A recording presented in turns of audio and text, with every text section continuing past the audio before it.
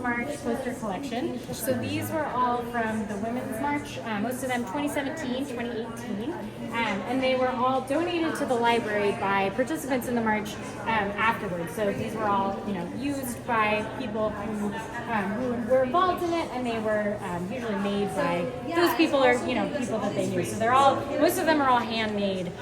So this is a really good example of someone did an illustration. It's probably one of our more popular ones. A lot of folks really resonate with this image. Campus, we ran into an amazing group called Sutro. Can you tell me your last name? Sutro Library, who are advocating for the rights of trans individuals. The Sutro Library is not technically part of the university. We just here doing a library pop-up. It's National Library Week, and we brought up this poster as a counter-narrative from the things that are happening on campus. Yes. There's basically like an anti-trans athlete speaker on campus that it's basically I'm fully for the rights of trans people. I have a lot of trans friends. Actually, I've had a few trans friends, and they've become they've probably been like one of the most essential people in my life.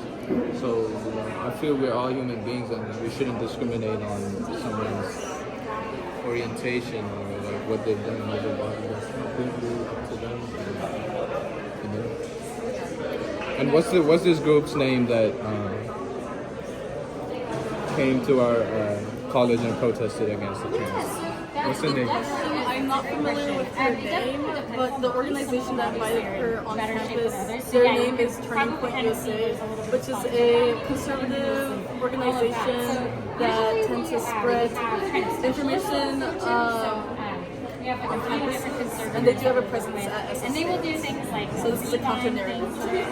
Sometimes they might give them a cover, or they might just How are we going to combat this if this happens in the future? Like, what are your steps to combat all the hate, the sentiment? I think community growth. It's important more than ever to just talk to each other and ask each other what's wrong. Just like come together as a community, and also acknowledging the different forms of advocacy.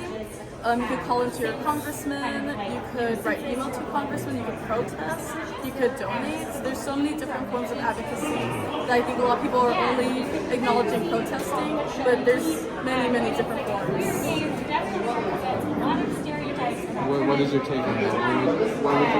What would you say? How are you going to combat the hate, the sentiment that's coming towards the trans individuals?